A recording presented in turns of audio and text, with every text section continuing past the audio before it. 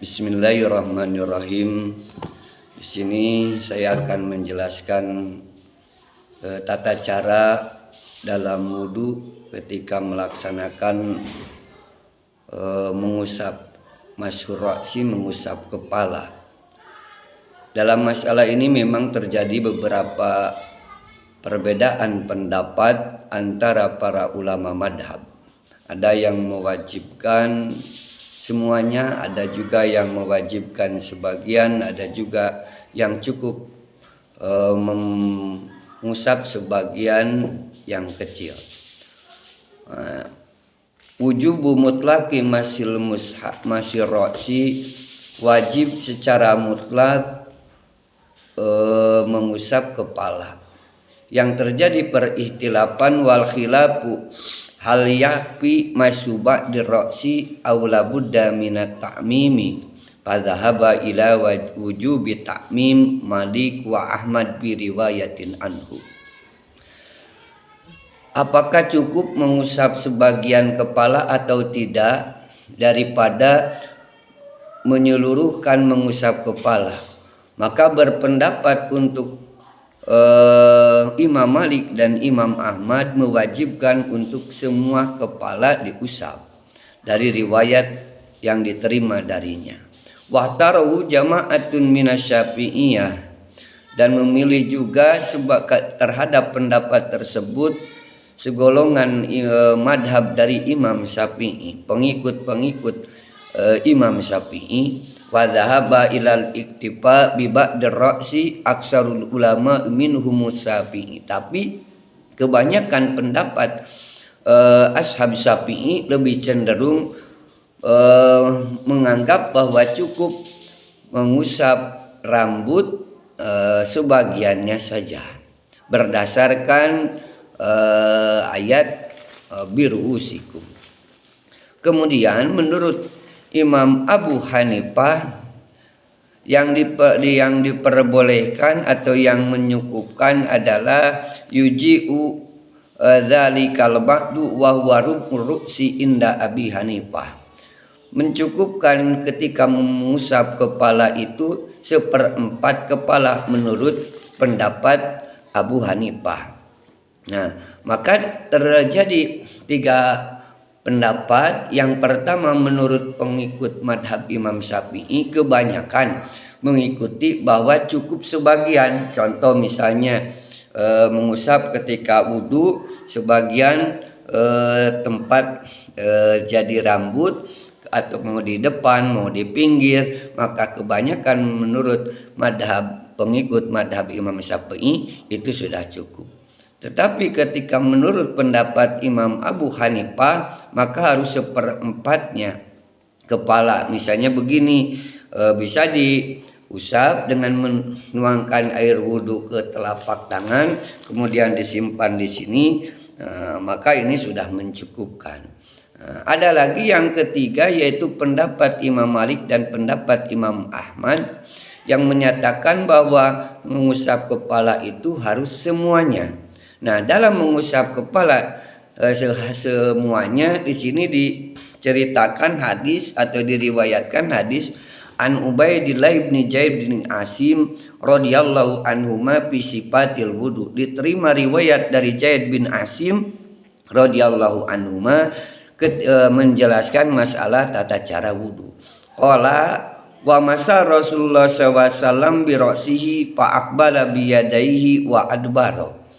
Menurut Ubaidillah, Rasul mengusap kepalanya fa'aqbala biyadihi wa adbara. Yang pertama yaitu mengusap kepala dari depan kemudian ke belakang. Kemudian dari riwayat yang lain itu diriwayatkan wa filabdin lahuma bada'a bi muqaddami ra'sihi hatta dahaba bihima ila qafahu summa raddahuma ila makanil ladzi bada'a minhu. Yang kedua, mulai dari depan kemudian ke belakang dan dikembalikan lagi ke depan. Nah, yang pertama dari hadis ini ada dua cara, yaitu begini. Yang pertama, memulai dari belakang ke depan. Nah, dari sini begini ke depan, kemudian dikembalikan lagi ke belakang. Ada lagi yang memulai yang dari bawah, yaitu dari depan. Mengusapnya begini dari depan, kemudian dikembalikan lagi ke belakang, dikembalikan lagi ke depan. Jadi yang pertama satu kali lagi dari belakang ke depan, kemudian dikembalikan lagi ke belakang. Yang kedua dari depan, dari sini dari depan ke belakang, kemudian dikembalikan lagi ke depan. Nah, ada lagi tata cara yang ketiga, yaitu hadis yang diriwayatkan dari Abdullah bin Amr radhiyallahu anhu. Di sini kata Abdullah, qala summa masa bi rasihi wa adkhala isbi'aihi asabataini fi udunaihi wa masaha bi ibhamihi dohiron udunaihi. Yang kata Abdullah, Rasul mengusap kepalanya dan memasukkan dua telunjuknya,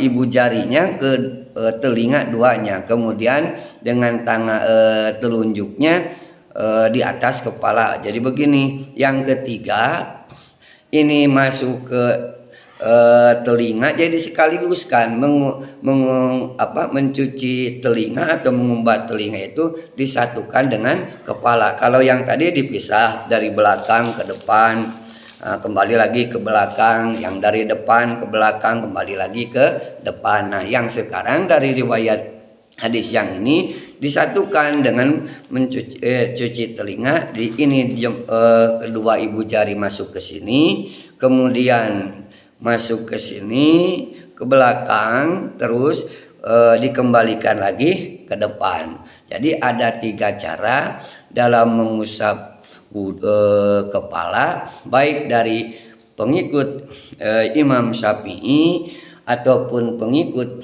Imam Malik dan Imam Ahmad. Yang ketiga pengikut madhab Imam Abu Hanifah. Ketiga-tiganya betul, tidak ada yang salah. Bagaimana kita mengikuti madhab yang mana? Kalau misalnya kebanyakan misalnya golongan Nahdiyin mengikuti madhab Imam Syafi'i, maka diperbolehkan membasuh atau mengusap kepala sebagian rambut itu sudah mencukupi, misalnya dari depan, dari pinggir ataupun dari belakang sudah diperbolehkan. Tetapi satu yang jadi catatan bahwa mengusap kepala semuanya menurut Imam Syafi'i pun sunat. Nah, kemudian menurut madhab yang lain Imam Abu Hanifah pun mengatakan bahwa mengusap kepala itu semuanya sunat. Sementara menurut Imam Malik dan menurut Imam Ahmad hukumnya adalah wajib. Maka kita mengkompromikan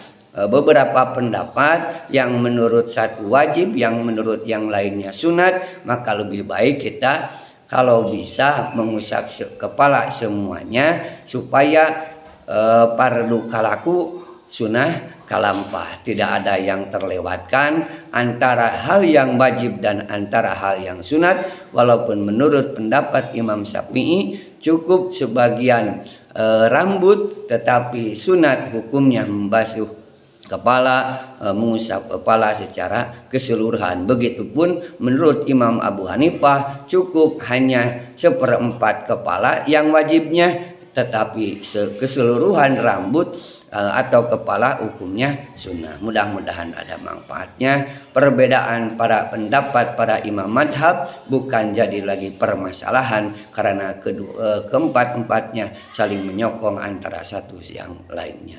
Sekian.